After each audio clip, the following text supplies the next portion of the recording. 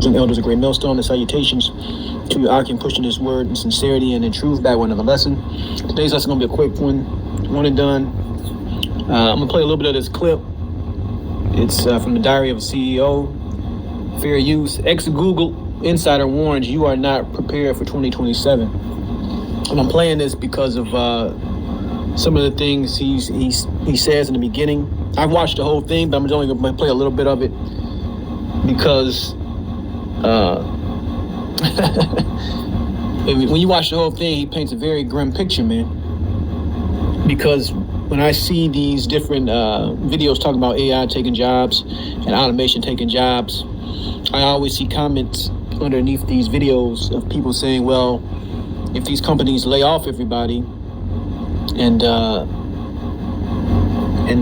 basically shut down the economy and don't give people a means to take care of themselves, who's going to buy these companies' products? And what you fail to realize is that these companies, right? These companies don't care about the masses. These companies don't care about the people.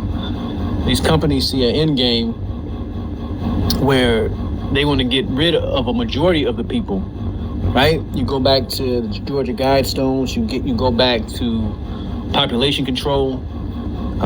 We're entering a time where mass death is going to become very, very common. All right, and a lot of these things are going to be set up through the Spirit. And it's prophesied in the Holy Bible, man. All right, the scriptures talk about there's going to come a time where many people shall be taken upon the earth, roughly paraphrasing that, you know. I believe it's in the book of Ezra. But let's play a little bit of this video, grab a scripture, and that's going to be it. One of the big questions I've had on my mind, I think it's been in part because I saw these humanoid robots, and I sent this to my friends, and we had a little discussion in WhatsApp, is in such a world, and I don't know whether you're interested in answering this, but what do we do? I was actually pulled up at the gym the other day with my girlfriend. We sat outside because we were watching the shareholder thing, and we didn't want to go in yet. Yeah. And then we had the conversation, which is, in a world of sustainable abundance, where the price of food and the price of manufacturing things, the price of my life generally drops, and instead of having a cleaner or a housekeeper, I have this robot that does all these things for me. What do I end up doing? What is worth pursuing at this point? Because you say that, you know, that the cat is out of the bag as it relates to job impact. It's already happening. Well, there's certain kinds of AI for certain kinds of jobs, and we can choose still from here which way we want to go. But go on, yeah. And I'm just wondering, in such a future way, you think about even yourself and your family and your friends. What are you going to be spending your time doing in such a world of abundance? Because I made a video maybe 6 months ago dealing with it was a special with Oprah Winfrey. She had a bunch of AI basically gurus on there. Sam Altman had Bill Gates, and they talked about 3-day work weeks, people not having anything to do. But they're painting this as a good thing, as a rosy picture. You're gonna have tons of free time. But this guy that worked for Google is really about to set this guy straight. like that utopia is not coming. All right. If there was 10 billion, well, the question is, are we going to get abundance, or are we going to get just jobs being automated? And then the question is still, who's going to pay for people's livelihoods? So the math, as I understand it, doesn't currently seem to work out where everyone can get a stipend to pay for their whole life and life quality that as they currently know it. And and he's saying a lot right there. Your standards of living will be reduced. You even had this Asian politician here, I forgot his name, talking about UBI.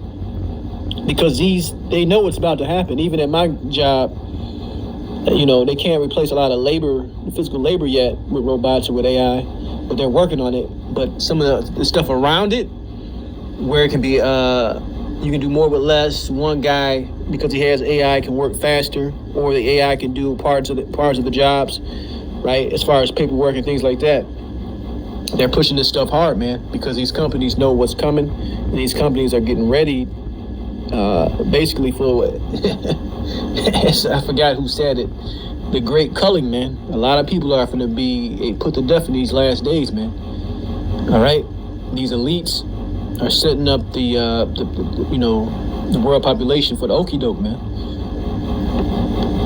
a handful of Western or US-based AI companies going to consciously distribute that wealth to literally everyone, meaning including all the countries around the world whose entire economy was based on a job category that got eliminated. So, for example, places like the Philippines, where a huge percentage of the jobs are customer service jobs. If that got automated away, are we going to have OpenAI pay for all of the Philippines?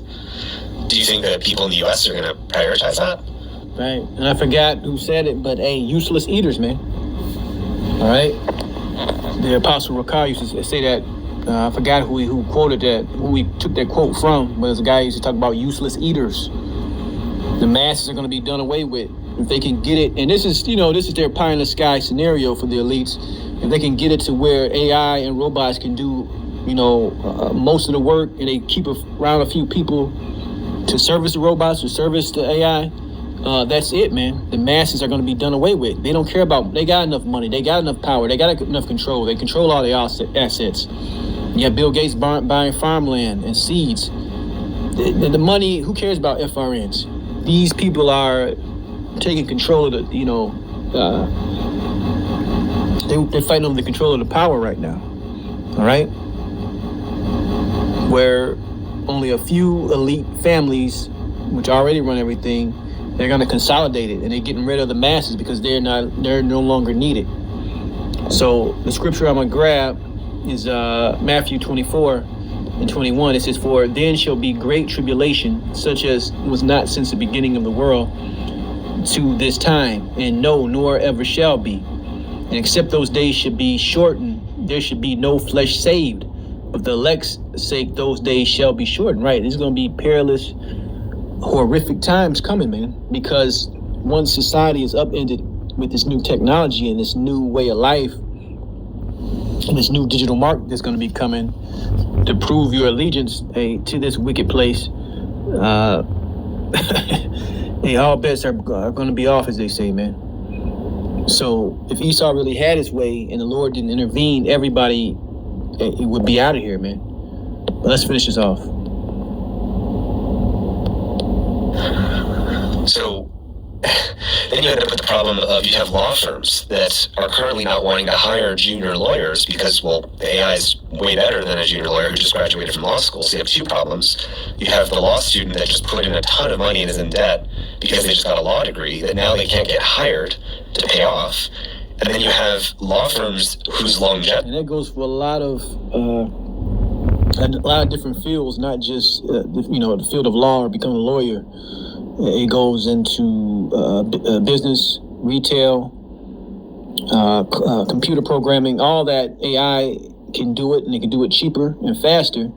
So all these people spending this money for these degrees is becoming a total waste, and these people are becoming disenchanted and bitter at this system, man. All right? There's going to be revolutions, wars, all these things are going to happen in these last days. All right? And I'm not going to go into the article, but I'm going to show the title: "Millions of Jobs at Risk in Asia Pacific as AI Adoption Surges in Wealthy Nations." And this man just quoted this. This comes from the United Nations that's saying this. All right? So a lot of people are going to be out of work. A lot of people are going to be begging. And they're only going to give you the scraps. But to get those scraps, you got to make a deal with the devil. And the devil is going to require certain things of you, including taking that mark of the beast that's spoken about in the book of Revelation.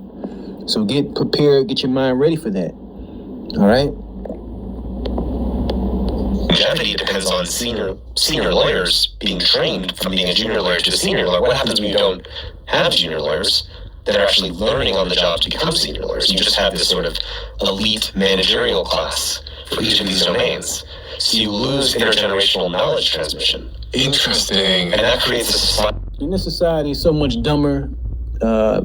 These phones, these computers, constant screens, all this stuff has limited the access. You can even talking to the younger generation and not trying to be funny with it, but you can tell that, their thought process has been warped by coming up in this modern technology age, man. When we were younger, we had to remember certain things. We had to recall facts, but now everything is right at your fingertips. You don't have to remember anything. Recalling phone numbers, recalling addresses, you had to have all that knowledge stored inside you.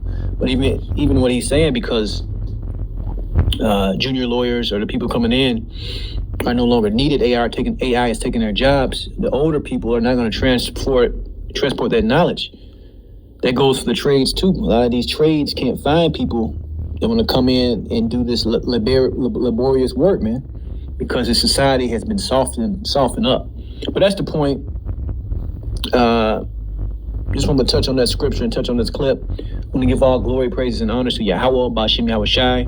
Shalom the next time.